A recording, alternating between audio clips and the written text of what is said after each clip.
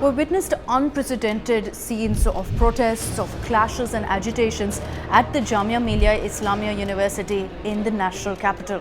What it's led to is a nationwide movement that's being led by the younger generation, by the students across universities in India.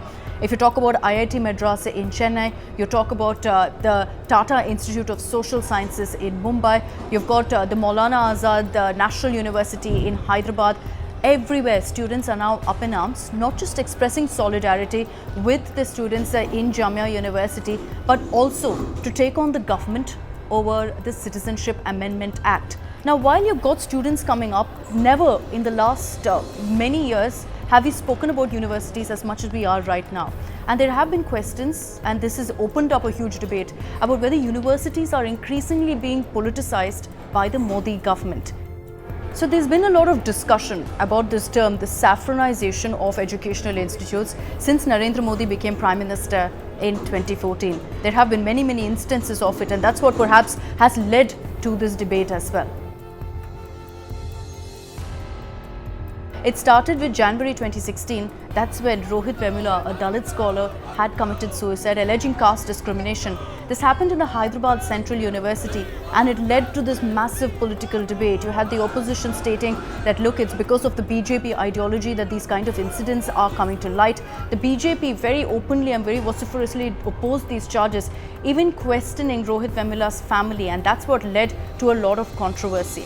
Now, a month later, there was the incident in the Jawaharlal Nehru University that all of us remember so very well, because it led to such a big showdown in the national capital and across the country, really. The incident was, of course, the protest that took place against the hanging of Afzal Guru. Kanhaiya Kumar, the then JNU Student Union president, was present. There were questions about the kind of slogans he raised. And while all along universities, top universities in the country always had a very healthy political debate, you had students shaping their political opinion, taking sides, left versus right. After the JNU incident, it became a question of nationalism versus anti-nationalism.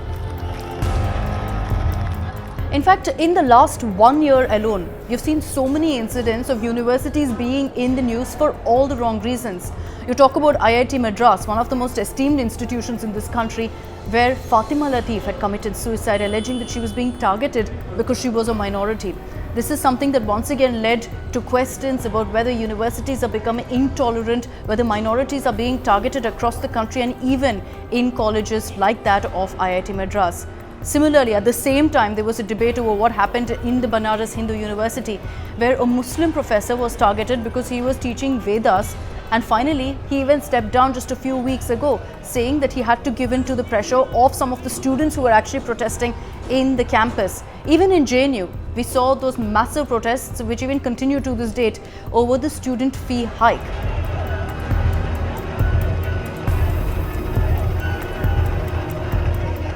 So what really is happening here? Is this a deliberate strategy by the BJP to kind of politicize our educational institutions, or is it simply a full-blown left versus right debate and fight that we're witnessing in educational institutions?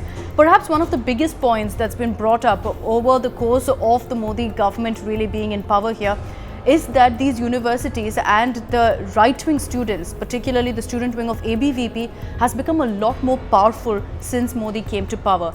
And that perhaps has led to a lot more political showdowns in these institutes, these top universities that are usually deemed to be left-leaning. Is that what's led to, more showdowns, more political debates? Or is there an attempt to stifle opinion, to stifle dissent in these universities? Because there is also talk that perhaps the government recognizes that leftist ideologies stem from many of these universities, and there is an attempt to kill that and ensure that there is more of a right-wing ideology that is focused upon in these central and top universities.